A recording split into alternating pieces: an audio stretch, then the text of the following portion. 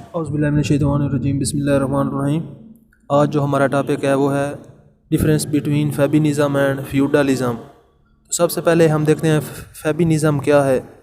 تو فیبینزم جو ہے ایک ایسا نظام ہے جس کے اندر بالکل، اگر آپ نے پریویس میری ویڈیو دیکھی ہو کمیونزم اور کیپٹلزم والی، تو بالکل جو کمیونزم کا نظام ہے اسی کو ہی آپ فیبینزم کہہ سکتے ہیں، اور کمیونزم کا جو نظام ہے اس کو مارکسزم بھی کہتے ہیں، اسی کو ہی سوشلزم بھی کہتے ہیں۔ تو یہ فیبینزم جو ہے یہ دراصل جو کمیونزم کا نظام ہے، مارکسزم کا نظام ہے، اس کو پھیلانا، لوگوں کو اس کے بارے میں بتانا، آگاہ کرنا، تو یہ فیبینزم کہلاتا ہے۔ اور دوسرا ہے فیوڈلزم۔ فیوڈلزم جو ہے دراصل جو ہمارا کیپٹلزم نظام ہے وہ اسی فیوڈلزم نظام سے ہی بنا ہے۔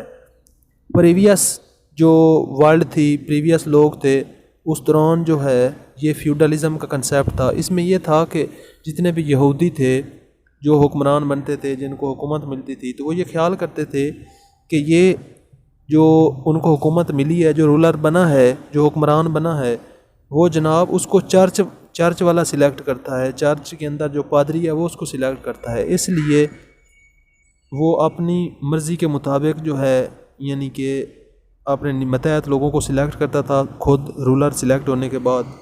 تو لوگ اس وقت جو ہے تعلیم وغیرہ حاصل نہیں کرتے تھے، ٹھیک ہے، وہ ان کو کسی قسم کی جو ہے ایجوکیشن بھی حاصل نہیں کرنے دیتے تھے جو رولر ہوتے تھے۔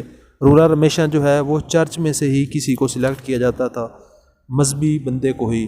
تو اس طرح یہ جو ہے آخر بعد میں جو ہے اسی سے ہی کیپٹلزم کا نظام بنا، کیونکہ وہ اپنی مرضی کے مطابق لوگوں کو سلیکٹ کرتے تھے، اور بعد میں جو ہے اسی سے کیپٹلزم کا نظام جو ہے وجود میں آیا، کیونکہ چرچ کے پاس ہی جو ہے لوگوں کی زمینوں وغیرہ کا حق ہوتا تھا، اور پھر وہ اپنے مطابق لوگوں کو دیتے تھے، اور اس سے جو ہے بعد میں کیپٹلزم کا نظام بنا۔